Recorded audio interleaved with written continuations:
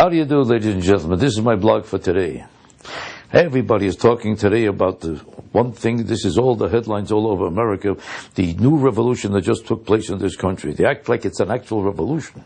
Like it's the most unbelievable happening in the history of American politics, that a powerful president like this, who just won one of the most brilliant victories to the level of a phenomenal landslide, by controlling both houses of Congress and could control any legislation he pleases, and all of a sudden he was vanquished by an unknown guy in Massachusetts, in a race that was considered impossible for him to lose. Inconceivable.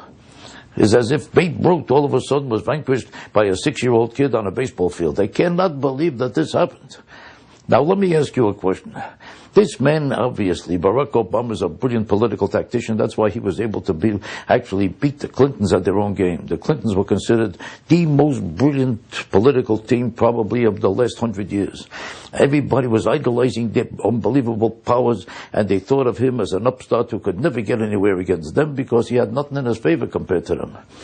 All he had was 2 years in the Senate, and everybody felt that this is nothing compared to Hillary Clinton following her husband into the presidency. And everybody assumed that it's impossible, he's wasting his time, he's kidding himself, he's in the wrong business, he's a nice man, good luck to him, but why doesn't he stop kidding himself? It's as if my sister-in-law was competing with me as a comedian.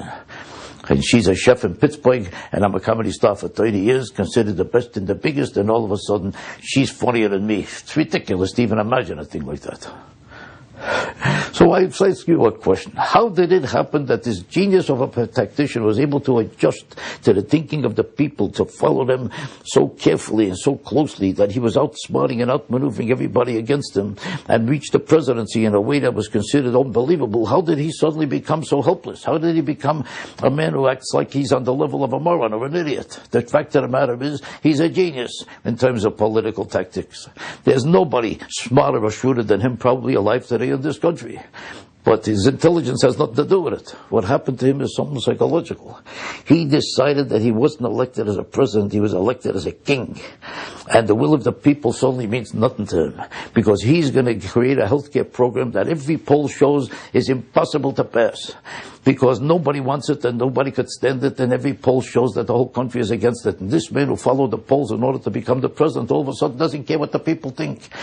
Now, this is both obnoxious and arrogant and disgusting. Because the truth of the matter is that if I got you the job, and I'm talking about the American public, you owe me something, don't you? If it was any other field, if it wasn't the presidency, and you wasn't working, and all of a sudden I got you the best job in the country, how would it look if you all of a sudden don't care what I think? What would people think of you if suddenly I don't matter? If I got you the job, I suddenly don't matter. If all I'm asking you in return is a healthcare program that I could tolerate.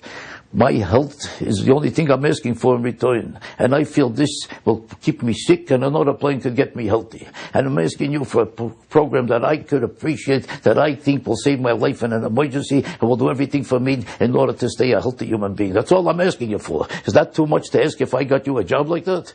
You would say to yourself, this is an ungrateful, disgusting person. How could he defy me?